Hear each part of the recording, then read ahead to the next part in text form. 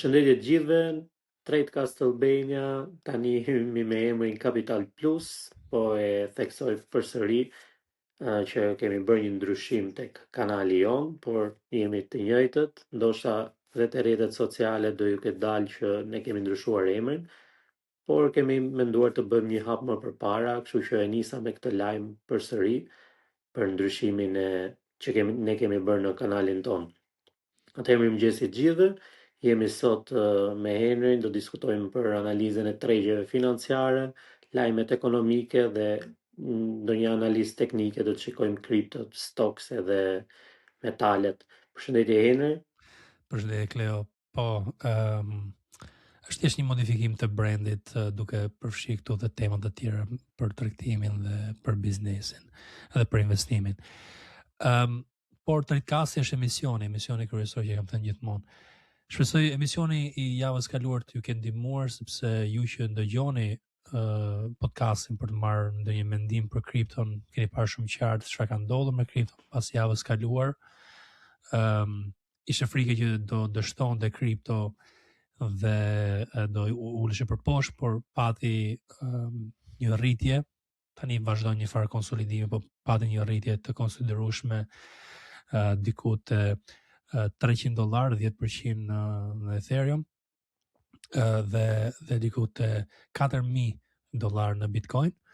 Në tregjet e tjera që kemi diskutuar, tregun e aksioneve fillon po vazhdon të rritet gradualisht, por me rotacione të mëdha në sektore të ndryshëm dhe po krijon probleme le të themi në portofolin tim personal, po e di që dhe shumë tregtarë të tjerë profesionistë kanë një probleme kur një ide që ato tregtojnë ecën pak mirë, pozicionohen dhe pastaj shitet pak tregu i përgjithshëm dhe i treg për poshtë dhe mund të likuidohen ose i ulet përqindja e fitimit.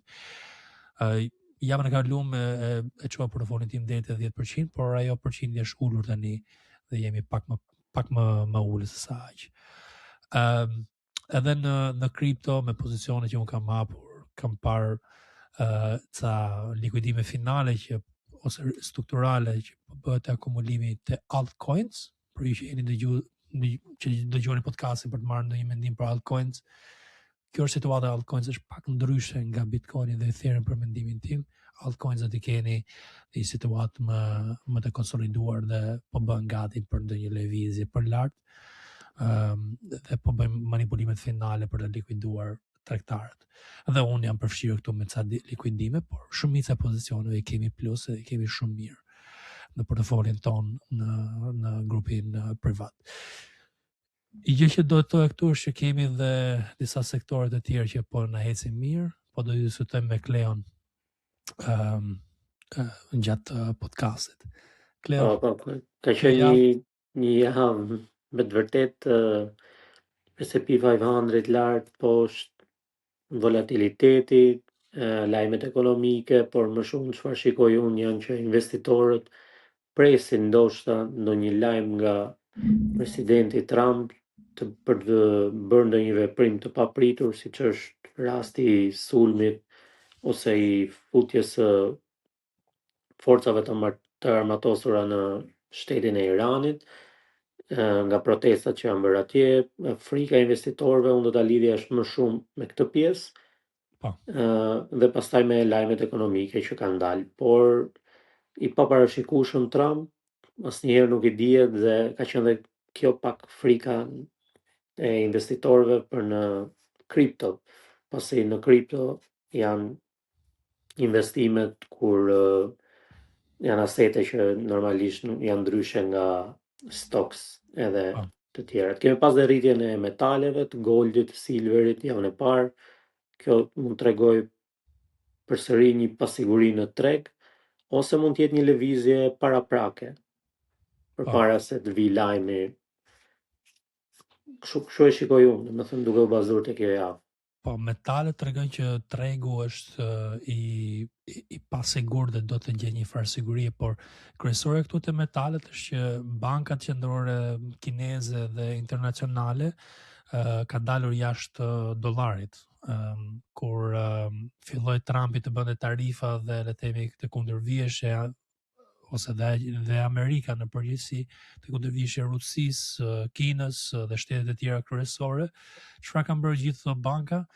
Kanë shkuar ose shtete kanë shkuar dhe kanë blerë rezervat e floririt dhe argjendit që të mbulojnë veten nga dollari, nga rënja e dollarit ose nga varësia e dollarit, sepse e din të gjithë që ka pasur kontratë të qartë që çdo gjë, çdo naftë që bliheshe me dollar, ishte detyrim, kontratë internacionale. Tani po humbet rëndësia e dollarit dhe ku do gjejmë mbrojtjen këto shtete të metalet, dhe kjo ka qenë një nga arsyet kryesore. Sa për lagët e Kleo, do të thotë që patëm shifrat e inflacionit këtë javë që për mendimin tim dolën goxha normale dhe të mira, dhe ndoshta kjo ishte një arsye pse u rrit tregu të martën, që patëm dhe në kripto, por dhe në aksione patëm një rritje të mirë, që shkoi portofoli im të 10% e sipër në stocks. Pastaj frika është sepse doli të mërkurën, Trumpi foli për ekonominë, i gjë që ndodhi të mërkurën, ose që nuk ndodhe, do ndodhte, ishte vendimi i gjykatës të lartë për tarifat. Gjykatës të lartë amerikane për tarifat, a janë, le të themi, është drejt e presidentit të vendosi tarifat, apo duhet të votohet ndoshta në Kongres ose në Senat tarifat. Kjo është një çështje që është shty vendimi, dhe duke qenë që është shty vendimi, është i paqartë tregu dhe filloi që të rriteshe volatiliteti që na mërkura dhe kënej, dhe njëkohësisht atë pikë që përmendet ti që ishte situata e Iranit. Po situata e Iranit, kemi Trump duke dalë përsëri, duke folur për tarifa për vendet që nuk e mbështesin planin e Amerikës për Groenlandën. Kjo normalisht që do të sillte, nëse do të vendosë tarifa ndaj shteteve europiane, po edhe shteteve tjera, sidomos ndaj edhe Kinës, për mbështetjen që ata kanë qartazik me Iranin, mund të sillte normalisht edhe atë, mund të ishte ai lajmi kryesor për të sjellë një ulje në tregun e S&P 500 në stocks, po ashtu do të merrte gjithçka me vete.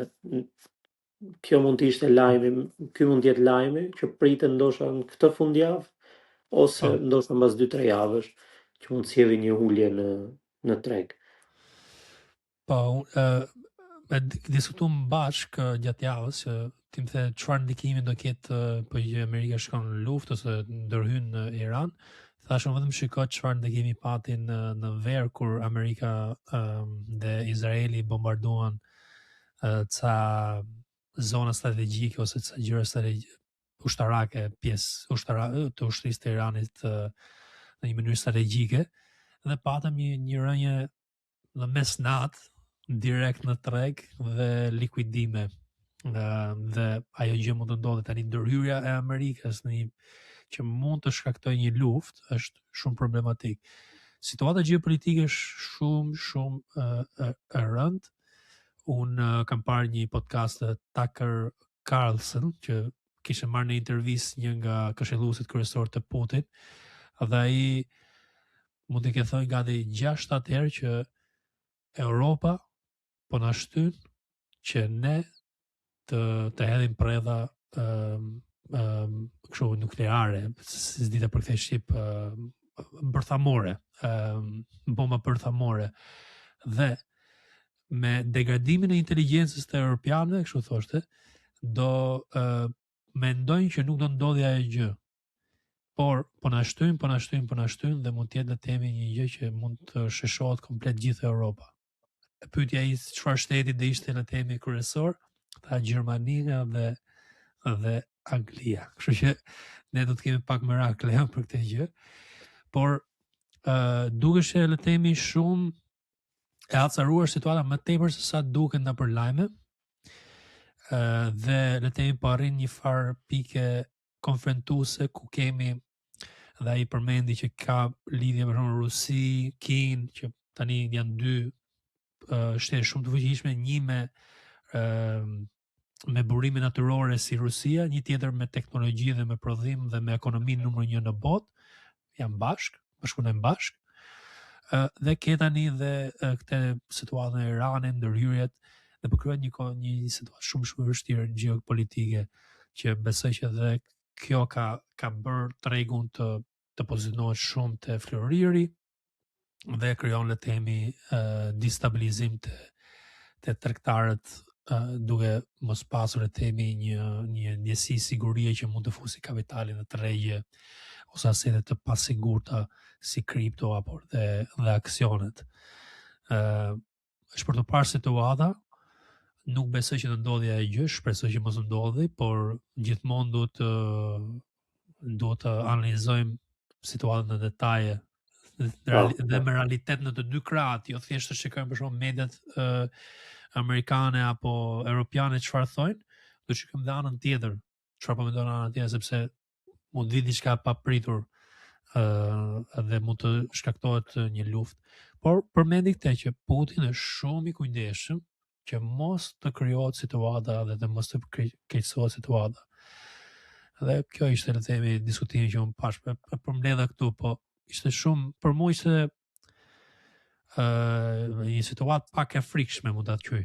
Kur përshikoje se çfarë po thoshte dhe çfarë përshikoj në përgjithësi me Iranin dhe ndërhyrjet që po bëhen tani, të ndryshme, konflikte të ndryshme në Izrael me Iran, Amerikë me Iran, pastaj kemi situata të ndryshme, jo do marrim Greenlandën, jo do marrim këtë, kupton?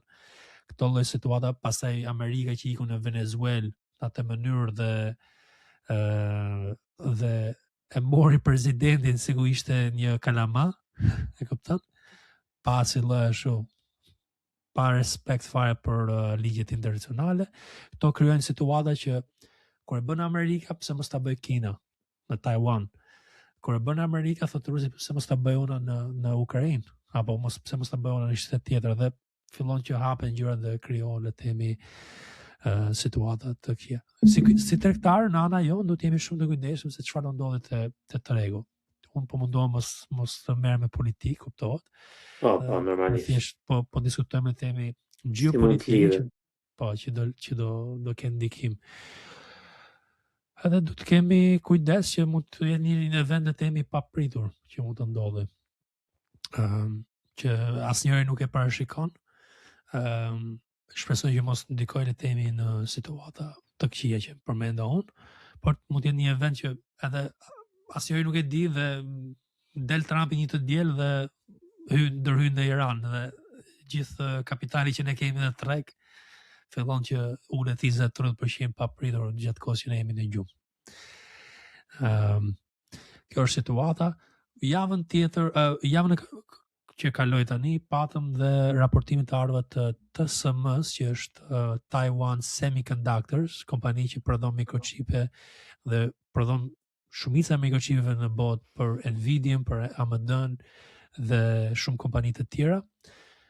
Dolën pozitiv dhe kjo pati një ndikim pozitiv të sektorit teknologjik, Kleo, që unë u pozicionova pak të AMD-ja dhe ca tjera. Gjithashtu, Kleo, patëm dhe sektorin e energjisë, që është shumë i mirë. Trumpi do dali do flasi për sektorin e energjisë që duhet të investojnë këto kompanitë teknologjike, edhe patëm një rritje të mirë të këto kompanitë që unë kam investuar të IMSR, ka ecur shumë mirë, se kam investuar disa ditë më para që javën e kaluar.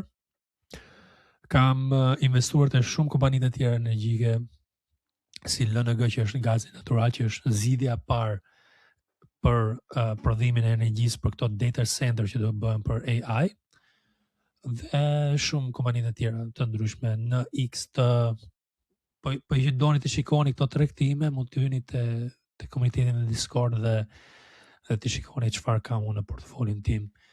Mbas faktit kuptohet, për ju që doni të hyni në premium që të shikoni përpara faktit, ka proces tjetër abonimi. Por sektori i energjisë ka qenë një nga më të mirat për mua këtë javë.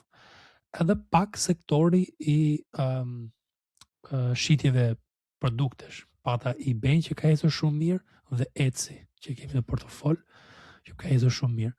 Por është kundër pesha ime ka qenë që unë kam tregtuar idetë e kriptos si BMNR-ja dhe coin që ran dhe më likuiduan të stop losset. Që më humba pak aty. Kam marrë me një vend tjetër dhe jam balancuar pak gjërat, por mos kisha tregtuar kripton dhe ishte shumë më mirë. Të portofoli i aksioneve flasim këto idetë e kriptos ishte pak më mirë. Shikojmë si do na eci kripto, se kripto do dhe pak kohë që të krijohet ajo besimi.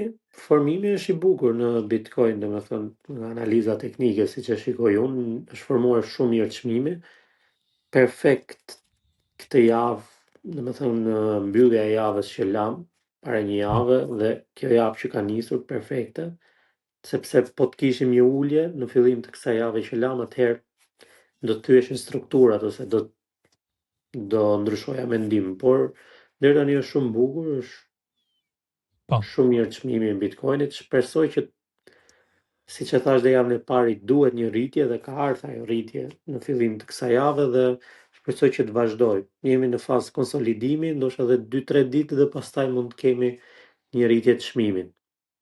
Kemi dhe këtë javë që vjen GDP-n, lajmin për GDP-n e Amerikës, mund të jetë pozitive, do të shikojmë. Por është mirë, formimi i çmimit në kripto është mirë. Po më pëlqen situata. Sektori më të mira për momentin nuk ka qenë kripto ose teknologjia, ka qenë armatimi, ka qenë shëndetësia, energjia, fryrëri dhe metalet. Dhe kemi pasur këto që thashun atë sa ide që na kanë hecur, për shembull Baidu, që është tek qynë te Kina më shumë, ose treg alternativ. Dhe kemi pasur këto Etsy, eBay, këto që kanë hecur dhe po shumë vështirë tregu, me rotacione pafund. Herë teknologji, herë kjo, dhe kjo ka krijuar, le të themi, pak çorientim edhe te portofoli im, duke shitur një pjesë këtu, duke bërë pozicionuar prap këtu. Shumë blerje, shitje, dalje dhe hyrje për të kontrolluar humbjet dhe njëkohësisht për të pozicionuar veten te ndoshta sektoret më të mira kur të fillojnë të ecin. Shpresoj të kemi një lëvizje të përgjithshme të tregut. Përfshim këtu dhe kripton. Ajo do në ishte, le të themi, një vale mirë disa muaj dhe mund di shumë shpejt, prandaj po që doni të bëni pjesë e Discordit, bëni pjesë sa më shpejt që mos u mbisni. Po që doni të mësoni për aksionet kanë ecur goxha mirë këtë vit deri tani.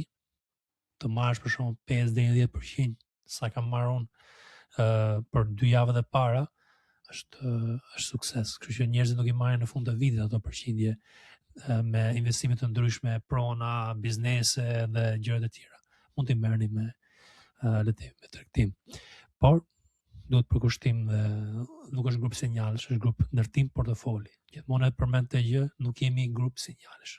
Grup ndërtim portofoli afat mesëm. Por ju që doni të bëni tregtar të suksesshëm, atëherë keni mundësi me komunitetit që të avanconi në një nivel tjetër dhe të shikoni çdo tregtim që unë bëj me transparencë totale, kur blej, kur shes, sa blej, të gjitha i shikoni te komuniteti pro. Atëherë, fillojmë me analizën e aksioneve, do hap S&P 500. Kjo është grafike që unë kam pasur për disa muaj tani të S&P-s dhe përsëris prap këtu që këto vizatime kam bërë shumë para kohe, nuk e kam bërë në fillim të dhjetorit, ka qenë në këto momente këtu, ku kam thënë që tregu do bëj këtë lloj formimi dhe e kam ndjekur parafërsisht këtë lëvizje. Nuk kam bërë akoma këtë lëvizje blow the top off që quhet anglisht, që është, le të themi, hedh në air kapakun e tregut. Kur kapaku është këtu e hedh në air kapakun, pastaj ulet më thellë direkt kapaku. Kupton? Nuk e ka bërë akoma këtë gjë. Shpresojmë që ta bëj këtë javë që do vi, por un jam shumë i kujdesshëm me faktin që kjo viza trendit në rritje mund të thyhet dhe struktura dhe shkojmë për më poshtë këtu deri te 6700, 6600. Të kemi shumë kujdes këtu të menaxhojmë situatën. Ky është mendimi im dhe vazhdoj të qëndroj kësaj që ka bërë testim këtu lart dhe ndoshta jemi në një distribution. Distribution është kur dalin institucionet gradualisht. Unë mendoj që nga shtatori deri tani kemi pasur një dalje graduale nga tregu dhe një ripozicionim këtu në nëntor, por nuk ka akoma trend të qartë. Zakonisht trendet e qarta zhvillohen në një kanal të tillë në S&P. Kështu që nuk kemi kanalin akoma, por do shikoja këtë lëvizje këtu.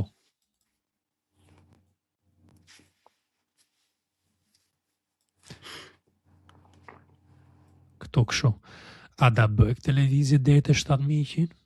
A do ta bëj shumë shpejt, pa thënë këtë vizën e trendit tu, që të mbaj strukturën e një kanali që mund të ndërtohet. Do ta bëj këtë javë që do vi, me GDP, me gjërat e tjera që do dalin, ndoshta e bën, është për të parë java ditë mas dite, por na duhet një ngjarje pozitive këtu për një shtyrje tani. Se ndryshe të thyë struktura dhe bëhet akoma pjesë e distribution që kam përmendur unë, dhe rinë akoma mrena kësaj mesatare që është 6700. Shikon, kjo është mesatare që nga 20 ca shtator deri tani. Kjo është viza mesatare këtu. Kemi Nasdaqun tani, apo patë diçka mund të ndërhysh. Kemi Nasdaqun që pati thyrën fillestare dhe po mban tani mbi këtë vizë trendi, unë dua që kjo tani të vazhdoj. Sektori i teknologjisë pati një farë rritje nga të dhënat e TSM-s, Taiwan Semiconductors, por nuk është që ka hecur. Nuk është që shikojmë Nvidia apo këto tregtimet, këto aksionet që janë ka qenë lider 2 vjetën e fundit, 3 vjetën e fundit, që po hecin, kështu që po presim me kujdes këtu. Kemi Russell 2000 që ka ecur shumë mirë, kjo ka qenë surpriza për mu deri tani. Po shikon vetë kjo që ka qenë një thyrje, një trend, pastaj ka qenë një tërkëndsh në rënje ose një bull flag dhe ka vazhduar për më lart këtu. Shikon? Duket okay, po duket si u duhet vi prap poshtë mesatarja, ndoshta te kjo zona e 2600, kemi dhe zonën e mëparshme këtu që është 2560, diçka e tillë. Ky është mendimi im që shumë shpejt do të vi prap në mesatare dhe mund të vizatojmë një vizë trendi që mund të kapi. Këtu. Tani do vizatoj dhe anën tjetër që është pjesa e kanalit, po që e bën. Se logjikisht do të bëj i far kanali, por ndoshta po bën. Nuk është kjo. Ndoshta po bën një rritje finale këtu. Prandaj do kemi shumë kujdes. Kur shtrëgohet shumë është pak si rritje finale që do thyet kjo dhe pastaj ulet 10-15%, do ta monitorojmë me kujdes. Për momentin duket mirë, po do të vi prapë te kjo viza trendit, ta shikoni se si do reagoj. Dhe a do mbaj support. Mirë dhe ishte konsolidim, support, vazhdimsi deri te 2700 ca, që është kjo zona tjetër të qarti. VIX-i ka treguar që volatiliteti ka qenë i lartë mbas mërkurës, sepse ose u rrit pak në fillim të javës, mërkurë, dhe i tente dhe pasaj ra pak, tani mund t'jemi, ndoshta, këte e kam diskutuar shpesh, te grupi Discordit, mund t'jemi me një rritje graduale, dhe të kemi shumë kujdes mbi këte zonë 18-17. Unë shikoj këte zonën 17. 17-7. Ma duhet tani të normalizohet VIX-i dhe të ullet për poshtë deri te 13 që të kemi një trend për lart, po thyu 17-ën jemi atë likuidimi që thamë unë që mund të shkojmë deri te 6700 të S&P-ja dhe të bëhet ajo lëvizja ndoshta 5-10% për poshtë ku jemi tani. Kaq kisha për segmentin e aksioneve. Kemi, për që doni të dini më shumë dhe shikoni analizat e tjera gjatë javës, bëni pjesë e Discordit 15 pound e muaj, shikoni dhe portofolin tim mbas faktit çdo ditë si po ecën performancën në kripto dhe në stocks. Keni dhe gjithashtu idet që unë ndaj aty me watchlistet. Do fillojmë tani me analizën e kriptos, Bitcoin dhe Ethereum. Do bëjmë Bitcoinin, po që ikni të shikoni javën e kaluar analizën që kemi bërë, kemi qenë në këto momente këtu dhe unë kam vizatuar këtë temi rritje që do mund të kishte tregu. Unë shikoj deri te 98.000 dhe çfarë zone ka kapur? 97.9. Po pikë 2.4. Po flasim $7 diferencë nga ajo zona që unë kam përcaktuar dhe kam diskutuar te Telegrami falas, por dhe te Discordi për disa muaj, që në momenti që kemi hyrë që ka qenë këtu në pritje, kam thënë që mbi 89, shkojmë 98, mund të shkojmë deri 101, 102. Kuptoj që unë du sa më lart tani që jam në tregtim për lart, por këto janë zonat. 98 është kapur parafërsisht, po që doni të jeni le të themi perfeksionista që doni që të kapi 98 fix, atëherë nuk e kam qellu këtë lloj analize, nuk kam qellu me këtë lloj analize. Por 97.924 mendoj që është shumë afër 98-s dhe shumë sakt kam qenë këtu në këtë analizë. Po bën një dip, mund të shkojmë deri te 93 ca, 94, mirë do ishte që të mbante mbi 93, 94 sepse ka qenë rezistenca më parë, tani të bëhet support. Dhe duke bërë support kjo zonë, kjo rezistencë që ishte 1, 2, 3 herë, duke bërë support kemi më shumë probabilitet që të përdoret si një farë trampoline, një farë shtyrje për tregun, për më lart te 101, 102 dhe ndoshta deri te 107-8 që kam këtë zonë këtu. Unë po shikoj 101 këtu për 1.3 të tregtimi im. Momentalisht jemi me një tregtim që kam kapur 1.5, do 101 që të kapem 1.3.3. Dhe jemi okay, ndihem okay, sigurt këtu, një pozicionim i mirë për mu dhe unë jam tregtar fatmesëm, kështu që jam gati të mbaj pozicionet ndërsa ato tregojnë fuqi dhe struktura për mua është mëse normale, një tregu natyral. Rritje, dip, rritje më të lartë, dip, higher high, higher low. Edhe është çdo gjë okay. Por 94 është si një zonë pak që duhet të kemi më shumë kujdes që mos na haj gjithë profiti që kemi realizuar dhe duhet ta realizojmë mirë. Për Ethereum e njëjta gjë, mbas konsolidimit tu një rritje të martën me lajmin dhe një gjë që po më pëlqen tani është kjo viza e kanaleve të mia afatgjat që kam këtu për mban këtë vizën e mezit dhe një probabilitet shumë të lartë që me këtë mbajtje mund të shkojmë deri te Euro si zonë, po shikoj 3.56, por mendoj që mund të shkojmë deri te kjo zona këtu e 3.7, 3.8. Kjo është analiza ime për Ethereum. Pak shumë identike me Bitcoinin. Kemi edhe këtë vizë trendi që edhe po ra këtu për mbajtje jemi akoma në një rritje.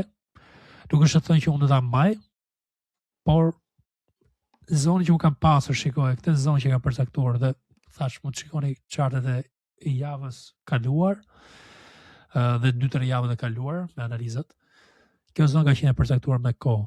Kjo dhe kjo për të kapur. Kapi këtë zonë 3.39, 3.4, po bie tani pak dhe mund të rritet deri te 3.5, 3.7 me një rritje më të euforike që mund të ndodhin në treg në përgjithësi.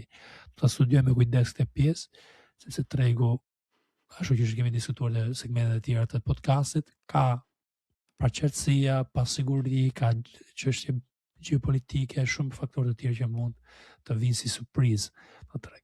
Për momentin ndihemi sigurt, ndihem mirë në tregtimin që kam. Kemi synimin për 1.3.8, tani jemi 1.2 prafërsisht.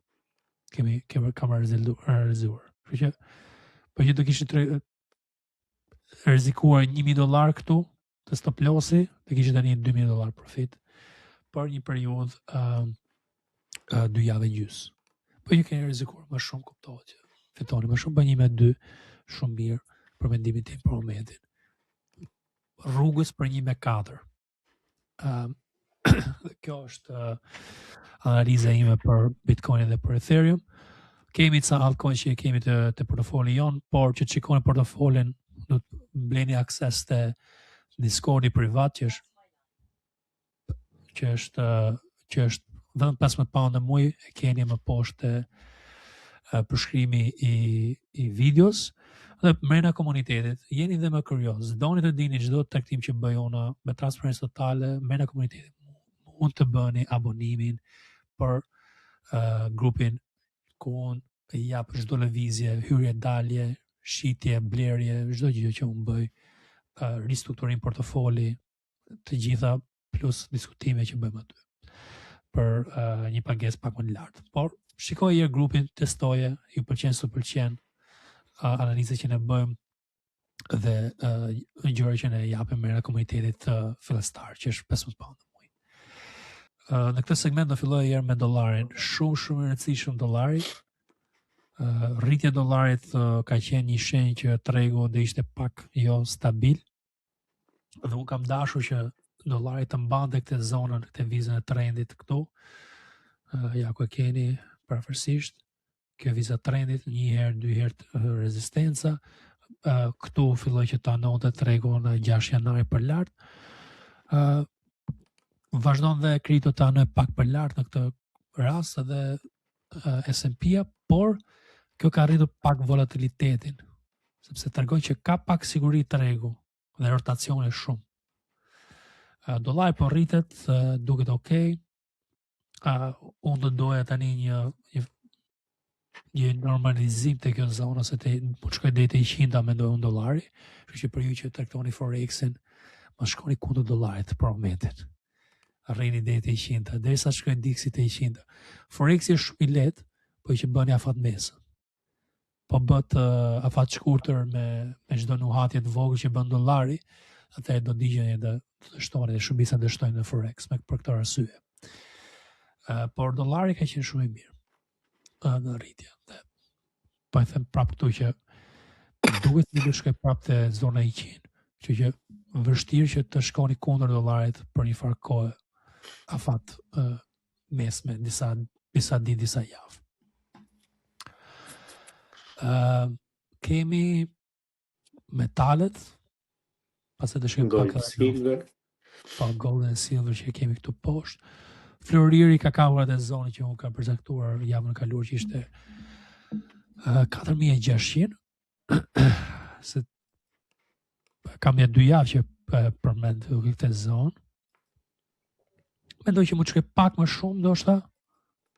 Se di çka ka kjo. Kam shtypën e ja.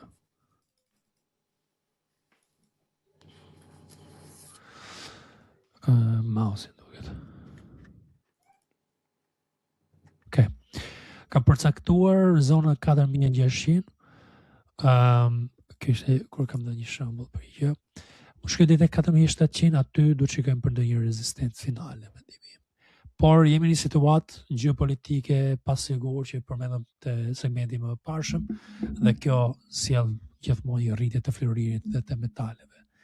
Kështu që mund të bëhet dhe surpriza dhe të vazhdoj të bëj surpriza floriri. Ka qenë investimi i 2025-s. Floriri dhe argjendi. Ka lëvizur më mirë se sa altcoins. Që keni sa dush mundësi në treg të përfitoni dhe të bëni para, nuk është thjesht kripto. Po që dini të poziciononin dhe çunat të Discordi, Cleo dhe disa nga atarët e tjerë kanë tregtuar Florirën dhe Argjendin dhe janë shumë mirë me këtë javë me kemi tregtuar çdo val, po kjo javë ka qenë me të vërtetë shumë fitipërse do ta quaj. Po, dhe përqindje shumë e lartë fitimi. Po, këta janë çuna që do krijojnë grupin afat interday që quhet anglisht, që është afat shkurtër por dhe afat mes mix. Ka do shikoni lëvizjet e tyre shumë shpejt. Ku është synimi jonë, domethënë ne mundohemi ta kapim afat shkurtër duke bazuar te analizat pak më afat gjata, por arrim hyrjen ta bëjmë afat shkurtër që ta mbajmë pozicionin e hapur dhe kapim shumë Floriri ishte tek të martën mos gaboj kemi lujt, i bie këtu ka qenë çmimi të martën 4460 diçka ti 70, do ty të shikoj dhe kemi mbaj deri pothuajse pak më pak se çmimi që është tani. I bie në disa përqind, por shumë mirë. Po, dhe do hapet dhe i grupi shumë shpejt, po përgatiten gjëra që të bëhen sa më saktë, gjithmonë mundohemi që ti bëjmë gjërat në një mënyrë profesionale dhe ju shikoni si trajtojnë profesionistët, jo thjesht në grup sinjalesh. Hy këtu Take Profit 1 2 3 se shumë shuj mu shpesh dhe i them, jo, unë nuk kam Take Profit, unë Take Profit ju jap juve kur e nxjerr unë pozicionin vet. Kemi në emër të komunitetit Trend Hunters, mundohemi të kapim trende. Unë kam trajtuar Floririn këtu në 4070 ca. E kam shitur këtu lart. 4200, i bin $200. Nuk tregtojmë për 5 pipe ose 10 pipe. Kupton, tregtojmë për përqindje, tregtojmë për trende. Mund të ishe për ripozicionuar këtu, dhe kishe fituar edhe këtu. Po unë nuk e tregtoj shpesh Floririn, tregtoj për qef me çunat ndonjëherë ku kam dhe themi kohë dhe shikoj në një gjë që më pëlqen. Dhe ato që nuk jemi grup thjesht këtu e ke Take Profit, jo, jemi grup që mundohemi që të kapim tregtime me trende të mira, me rë të larta, po shikoni vetë të analizat që ne bëjmë, rë 1 me 3, 1 me 4 të kripto, që kemi realizuar deri tani 1 me 2. Dhe në këto të tjerat dhe çuna mundohen të kapim rë të mira, përqindje të larta, me siguri dhe probabilitete të mira. Kështu që jemi ndryshe nga të tjerat, nuk bëjmë copy-paste sinjale nga ChatGPT-ja, i japim ç'a bëjmë ne vetë. Duket mirë Floriri, deri te 4700 mendoj në mund të kemi mundësi. Argjendi duket jashtëzakonisht i lartë, por dhe një short ishte i logjikshëm, por ka djegur shumë short për mendimin tim. Atë do vazhdoj të djegi, sepse ka kërkesë shumë të lartë për momentin. Mendoj që një short është më sigurt këtu se sa një long, kuptohet. Po që shkoni të afat shkurtër, mund të tregtoni edhe long. Mendoj deri te zona të kjo viza trendit në rritje. Këtu 82 keni probabilitet të lartë që të shkoj. Që të bëjë le temi një farë konsolidimi tani. Dhe mendoj një konsolidim gradual që edhe mund të kenë një shitje. Është për të parë situata, sa i sigurt ndihet tregu dhe pa sigurt. Të tjera që duhet muloja Kleo është nafta, me që po flasim për Iranin dhe atë pjesë të botës. Nafta ka thyer strukturat kryesore këtu dhe ka filluar rritjen. Do të shikoni analizën e mia, ja ku e keni, kjo ishte zona që ka përcaktuar, vazhdon për lart, ka bërë një farë dipi, tani na duhet të thyet dhe zonën e dytë strukturale dhe të vazhdoj për lart deri te 70 e njëshi dhe ishte zonë e mirë që mund të kafshim me naftën. Unë po mendoj të lejmë kaq, kemi edhe këto madrat e tjerë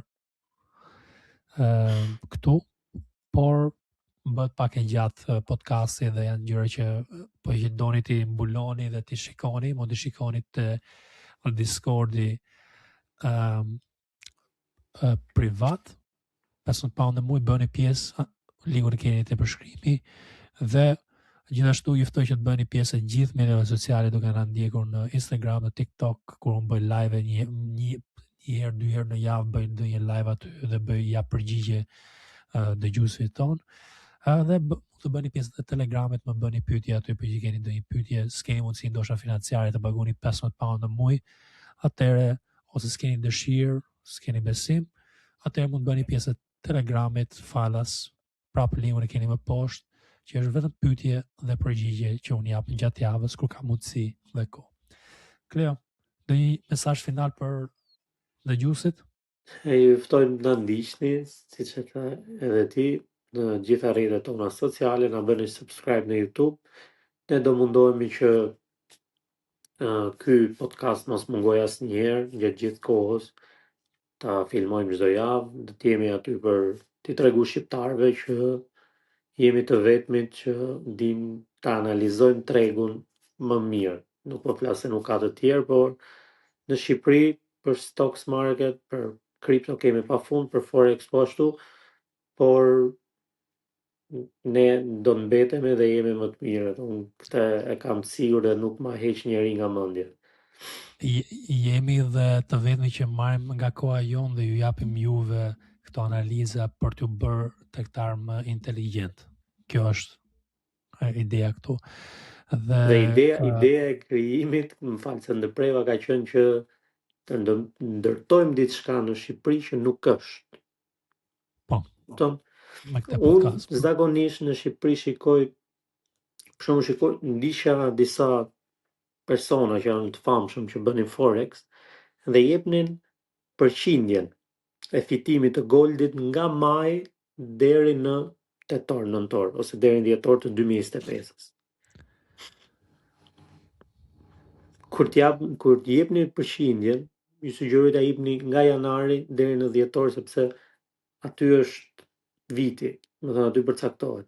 Nuk mund të jepni fitimet në momentet më të mira që ka pas tregu. Po. Duhet t'i shikoni dhe kur tregu është i keq, kur është short. A e kapin do të shortin? Janë disa gjëra, disa mungesë informacione që mungojnë, por normalisht shqiptarët bien pre.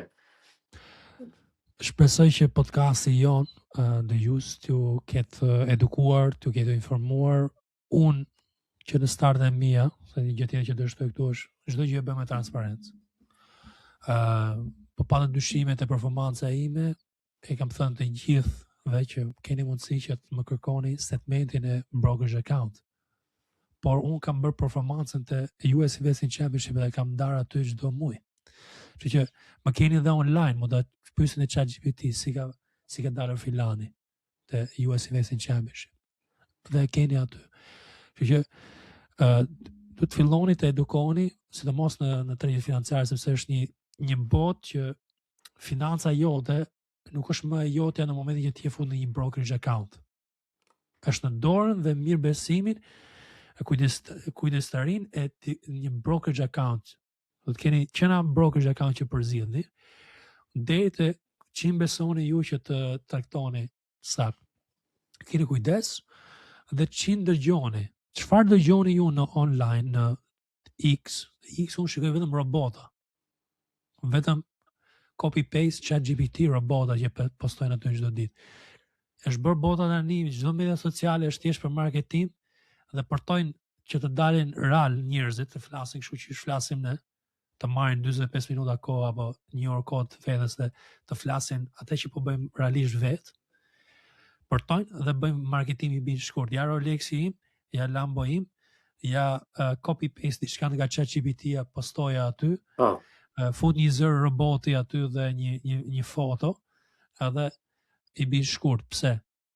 Gjujmë për vëmendjen tate, gjujmë për të bërë juve klient, po pa marrë kohën e duhur dhe pa u dhënë diçka me vlerë. Për mua çdo gjë ka qenë me transparencë. Dhe komuniteti dhe çdo gjë që bëhet është me transparencë. Bëuni pjesë, nuk keni çfarë humni. Është diçka që realisht mas i frak kohe do bëhet global. Unë po tani po tentoj që ta marketojmë dhe globalisht, se unë në gjuhën kryesore kam anglishtën, shqipen e kam si gjuhë të dytë, e kam mësuar më pas dhe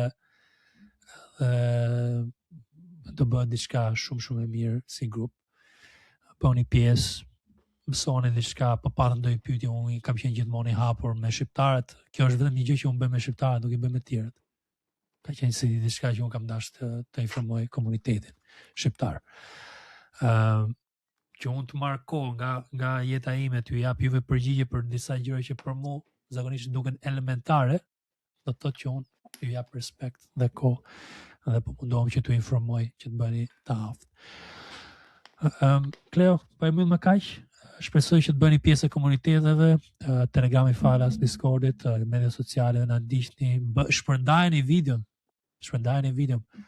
na bëni më të famshëm. Faleminderit.